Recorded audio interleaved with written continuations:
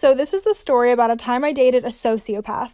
I went to a friend of mine's birthday party and met this guy. He was really cute, we made great conversation, and he also had a job at a really well-known store. However, I was flirting with his friend a lot more, which I think actually is what attracted him to me.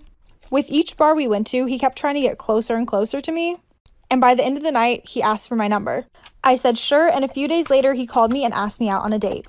We decided to go for a hike, and this is where the weird interactions start. He brought up the fact that I'm going into counseling, and that's what attracted him to me because he feels like no one can figure him out. He talked about how sales is the best job for him because he can always temporarily put on masks for people and be whatever a person wants him to be. But it only lasts for so long. He could never keep a relationship for more than 3 months. He said he couldn't keep up the act of what the other girls wanted him to be. Not long after this, I got a call from his cousin who I'd never spoken to before telling me to get out. Follow, share, and I'll do a part 2. Alright, this is part 2 to the sociopath story. So that was extremely sus of a cousin to be calling whenever I hadn't even met him before. He expressed that this was a pattern for him. To find girls, date them for a while, infiltrate their life, and then leave them and have no guilt. He also expressed on multiple occasions that he's never felt heartbreak before, even though he's had multiple breakups. The girl that he was with before me had multiple kids. He came into her life, pretended to be a dad figure for a little bit, and then left her. I didn't know that story till later, but I was horrified. I continued to go on a few more dates with him, and he told me everything I wanted to hear. He would talk about spending holidays, meeting my family, potentially buying a house for us, and I just got sucked right into it like probably everyone else was. Then a few hours after we had a really good date, he called to say he was confused if this was the right timing for us or not. I just kind of accepted it and was like, okay. However, a day later, he started dating my best friend's little sister, who was freshly out of high school, and this man is 27. And that's just what he does. He just gets off to the heartbreak because he emotionally can't understand it. Follow from our story times. This is one of the biggest lies I ever told to get myself out of trouble.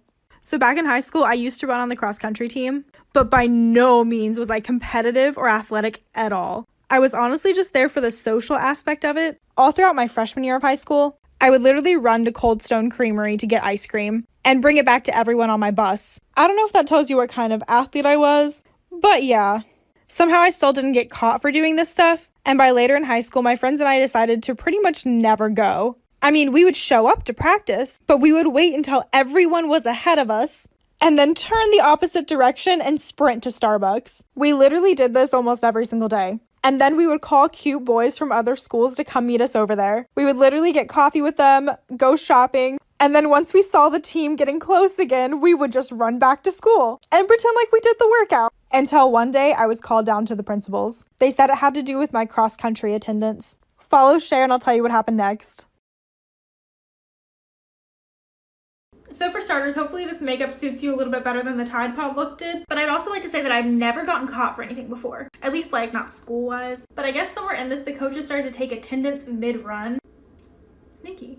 So I obviously had some absences. However, it was just me and one other girl that was called down to the office. So when I went in to talk to her, the only thing that could come to my mind to explain the absences was that I had an injury and I wasn't included in the workouts, so I just left and the coaches must have forgotten.